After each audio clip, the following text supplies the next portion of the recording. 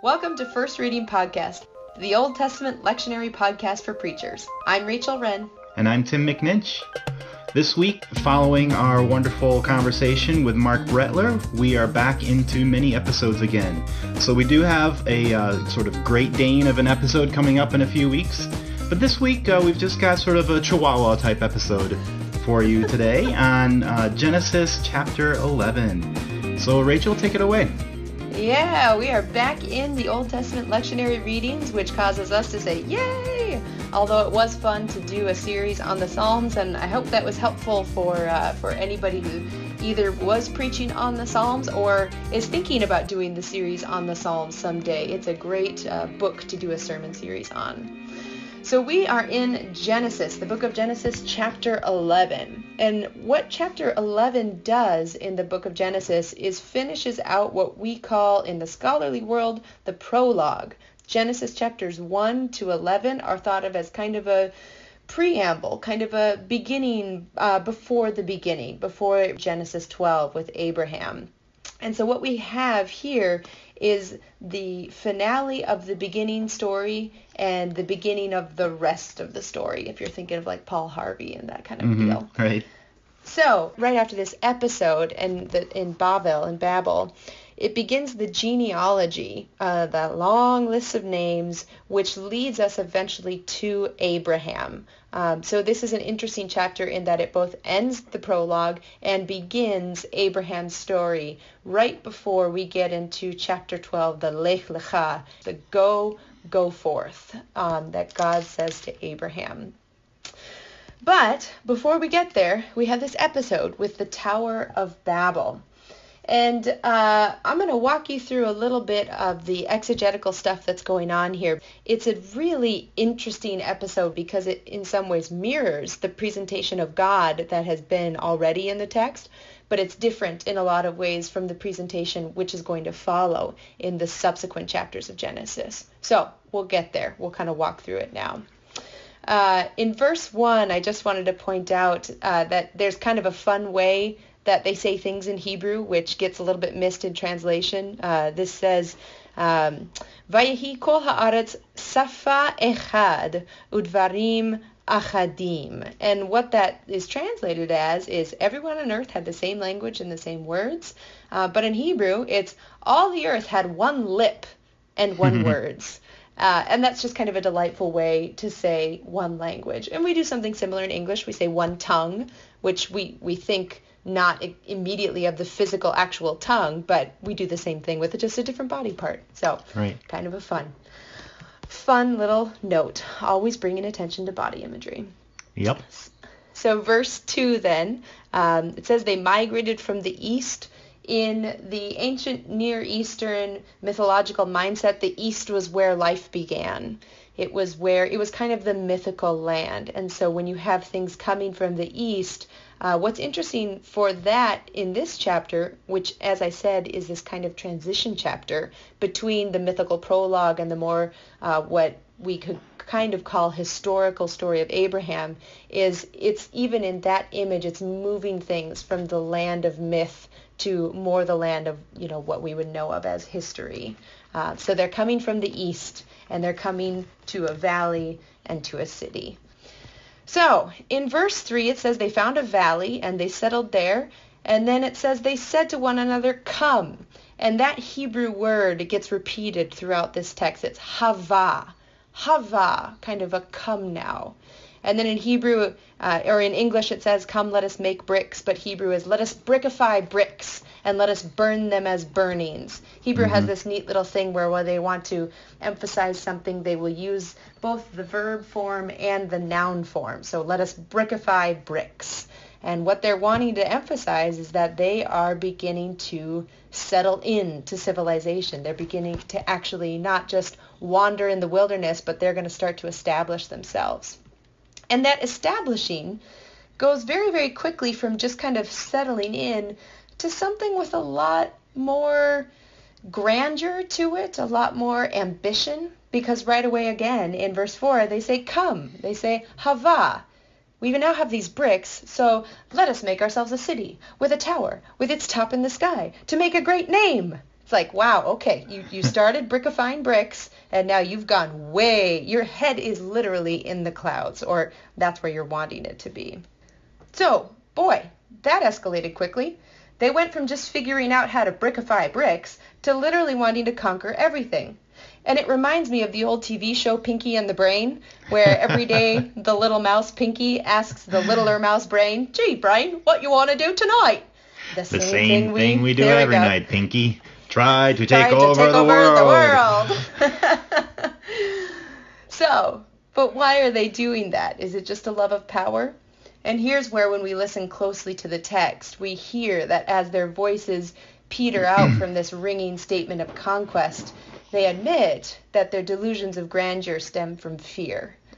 Come, let us build a city, and a tower with its top in the sky, to make a name for ourselves, lest we be scattered over all the world. It's almost this fear that if you cannot control something, it will control you. Remember that. Now in verse 5, we get this presentation of God, which is kind of delightful. It says, "The Lord came down to look at the city and the tower that humans had built." And what I find so delightful about this is that they brickify bricks, and then they say, "Come, let us make a giant city with a huge tower with its head in the sky." And in this image of God, God's got to kind of kneel down to see it. He's got to kind of like take a knee just to get a closer look at this thing. So it's this image of this giant God and these itty-bitty human ambitions. But he does come down. He comes down, he takes a divine squat, and he notices, they're one people with one language, and look what sort of a thing they are beginning to do.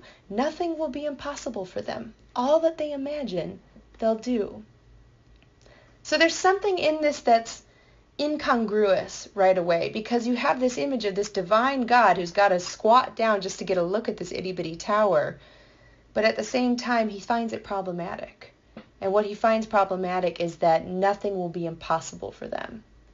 And so then in verse 7, hava, God says. It's the same word that they said in verses 3 and 4. God says, "Come." And in a mirroring of that common plural form of let us brickify and make bricks, let us burn them, let us build a city, God says, hava, let us go down and confuse their lips so that we will not understand. And I just wonder, is that a tinge of fear that we hear in the divine voice? Is this fast-growing capability of creation something that causes God fear? And if so, why? Shouldn't the growth and capability of his children be something that God celebrates the way we do with our kids? Well, we sort of celebrate, right? I mean, Tim, I would be willing to bet that your first reaction, the first time you saw your kids walking, your very first reaction was celebration, right? Sure, yeah. Then do you remember your second reaction? Oh, crap. Cover all of the outlets. Get everything up high. We are in trouble. Nothing they propose to do will be out of their reach. Yeah, right, exactly. They can reach anything now. So I don't know if that's the image that's going on here, but it does seem to help us make sense of what is causing this issue for the divine being.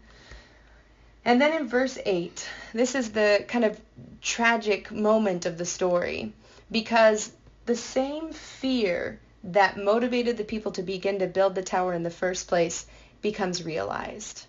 Their very efforts to avoid being scattered over the whole earth is exactly what God does at this point, because somehow the ability to reach the impossible was dangerous, and God needs to solve that. So, preaching pitfalls.